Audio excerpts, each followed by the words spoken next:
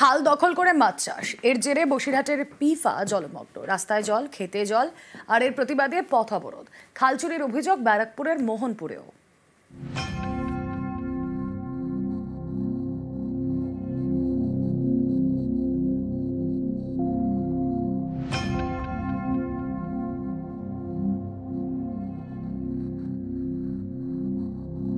উত্তর ২৪ পরগনার বসিরহাটের পিফা, এখানে খাল দখলের অভিযোগ। স্থানীয়দের অভিযোগ, খাল দখল করে মাছ চাষ চলছে। খাল ঘিরে দেওয়ায় খালের জল নদী পর্যন্ত পৌঁছচ্ছে না। এর জেরে জল উপচে ভাসাচ্ছে রাস্তা, চাষের জমিও জলের তলায়। এখানকার কিছু অসাধু মাছের ব্যবসায়ী তাঁরা এই খালে পাটা মেরে রেখেছেন।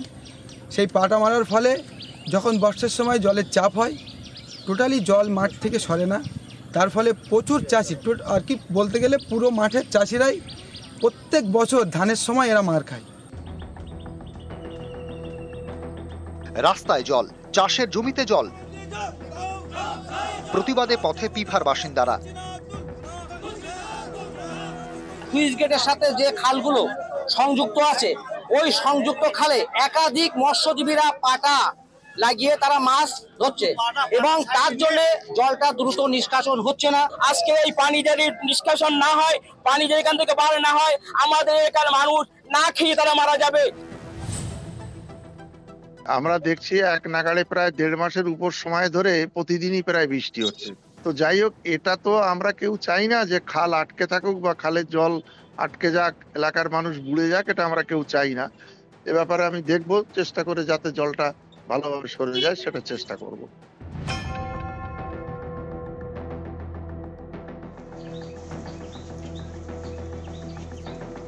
বারাকপুরের মোহনপুর পঞ্চায়েতেও জল যন্ত্রণা। অভিযোগ, সোনাইখাল চুরি করে তৈরি হচ্ছে বাড়ি দোকান। এর জেরে নিকাশির সমস্যা দিন দিনই বাড়ছে। দোকান বৃষ্টি হলে ঘরে জল ঢুকে যায়, খাল ছোট করে দিয়েছে আর নোংরা তো ভর্তি হয়ে গেছে, ওটা তো কোনোদিনও পরিষ্কার হচ্ছে না। সোনাইখাল আজকে মানে নর্দমায় পরিণত হয়েছে এবং কিছু জমি ব্যবসায়ী সেটাকে ছোট ছোট করে দিয়ে, প্লট করে দিয়ে তারা সেটাকে নষ্ট করে দিচ্ছে। আমরা চাই যে সোনাইখাল আগের মতন হয়ে যাক।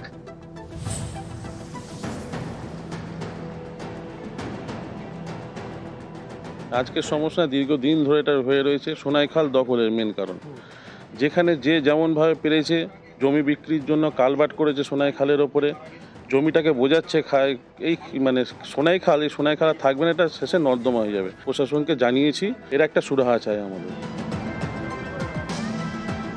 নিউজ 18 বাংলা। ভরা বর্ষায় উত্তরে পর্যটকের ভিড়, বরলির চাহিদা আকাশ ছোঁয়া। ঝপাঝপ জাল পড়ছে তিস্তায়, ঝাঁকে ঝাঁকে উঠছে ছোট বরলি। জুন থেকে সেপ্টেম্বর বরলির প্রজননের সময়। এই সময় বরলি ধরলে ভবিষ্যতে ফাঁকা হয়ে যাবে তিস্তার বুক। তাই অক্টোবর পর্যন্ত বরলি ধরা নিষেধ।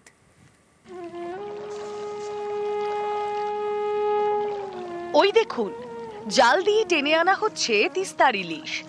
ইলিশই বটে, তিস্তার বরলি।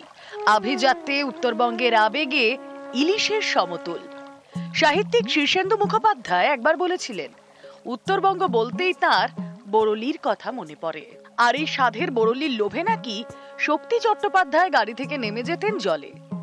তিস্তা তোর্ষার ঐতিহ্য বরলি মাছ হারিয়ে যাচ্ছে। দূষণ তো আছেই, সঙ্গে আছে ছোট জাল, চাইনিজ জালের যথেচ্ছ ব্যবহার। চাহিদা বাড়ছে, তাই নিয়ম না মেনেই তিস্তার বুক ছেঁচে তুলে নেওয়া হচ্ছে ছোট বরলি। বরলি বাঁচাতে হবে, তাই কড়া করা হচ্ছে নিয়ম কানুন। যখন তখন আর ধরা যাবে না সাথের বরলি। চলছে লিফলেট বিলি, মাইকিং। বিদ্যুৎ সংযোগে মাছ ধরা এবং ছোট জাল ব্যবহার করে মাছ ধরা সম্পূর্ণরূপে নিষিদ্ধ। নদীর পার্শ্ববর্তী এলাকাতে প্রচার অভিযান চালিয়েছি যাতে করে ছোট জাল দিয়ে মাছ না ধরে, যাতে বৈদ্যুতিক সরঞ্জাম বা চাইনিজ দুয়ারি দিয়ে মাছ না ধরে, সে ব্যাপারে আমরা নিষেধাজ্ঞা একটা প্রচার জারি করেছি, মাইকিং করেছি। অবৈধভাবে মাছ ধরলে তাদেরকে আইনানুগ ব্যবস্থা নেওয়া হবে। প্রজনন ঋতুতে জঙ্গলে পর্যটকদের ঢোকা নিষেধ, তেমনি এবার বর্ষায় তিস্তা, করলা, জলঢাকায় বরলি মাছ ধরায় নিষেধাজ্ঞা জারি করেছে জলপাইগুড়ি জেলা মৎস্য দপ্তর।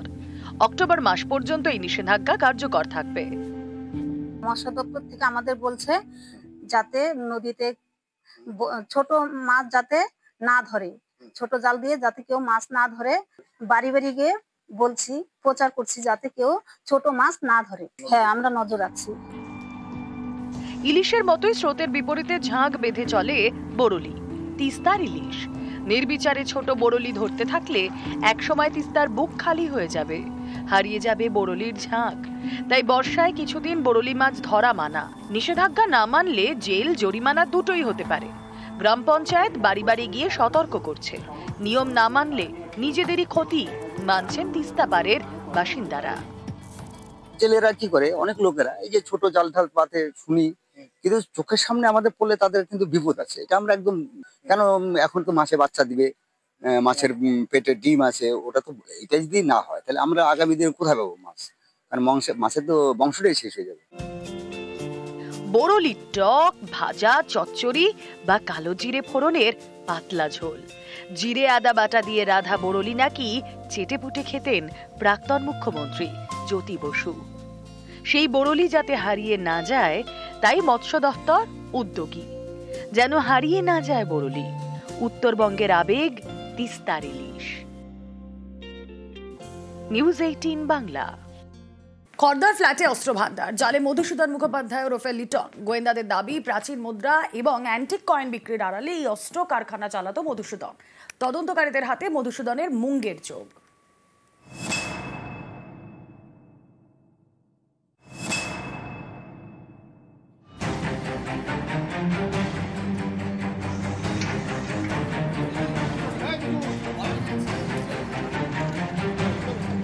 উত্তর 24 পরগনার খড়দা এখানকার রিজেন্ট পার্কের একটি ফ্ল্যাটে সোমবার সকালে তল্লাশি চালায় পুলিশ।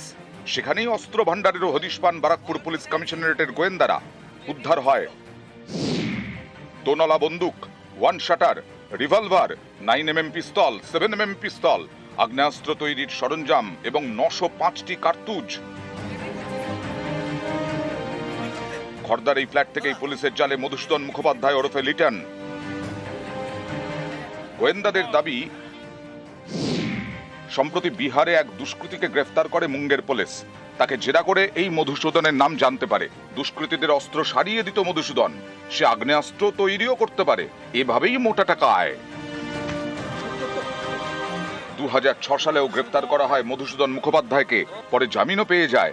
ফের শুরু করে অস্ত্রের কারবার।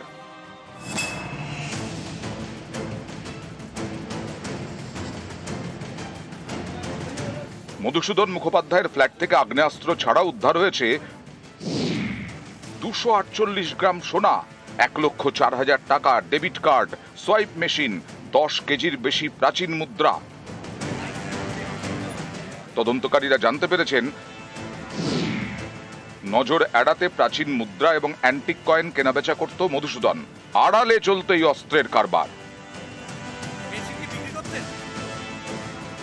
ধৃত মধুসূদনের পৈতৃক বাড়ি পানিহাটিতে।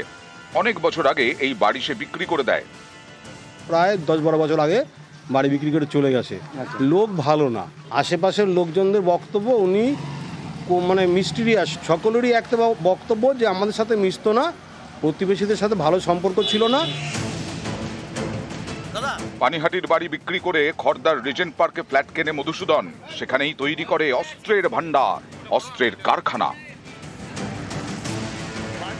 নিউজ 18 বাংলা।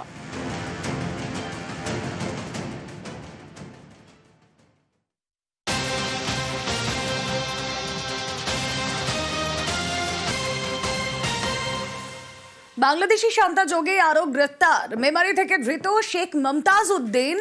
শান্তার ভুয়ো নথি বানিয়ে দেয় মমতাজ। মেমারির কাশিয়ারায় কলকাতা পুলিশের অভিযান। কথা বলবো, প্রতিনিধি শরদিন্দু রয়েছেন সঙ্গে। শরদিন্দু, শান্তার ভুয়ো নথি বানিয়ে দেয় মমতাজ, মেমারির কাশিয়ারায় কলকাতা পুলিশের অভিযান। উদ্ধার একাধিক ভুয়ো নথি।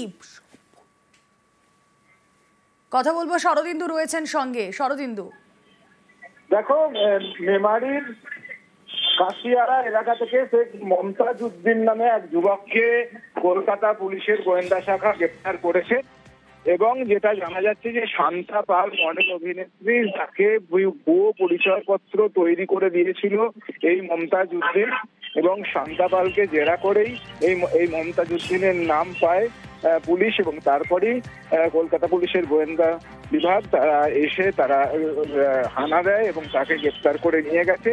এবং তার কাছ থেকে বেশ কিছু ভুয়ো নথি এবং ভুয়ো বিভিন্ন সিল স্ট্যাম্প সবই ভুয়ো, সেসব উদ্ধার করা বাজেয়াপ্ত করা হয়েছে বলে আমরা পুলিশ সূত্রে জানতে পারছি।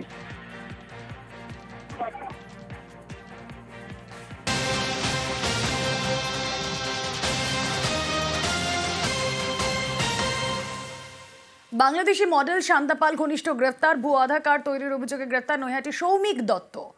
উদ্ধার 13 ভুয়ো ভোটার কার্ড, 5টি আধার ও 1টি রেশন কার্ড। সৌমিক দত্তর 18 আগস্ট পর্যন্ত পুলিশ হেফাজত।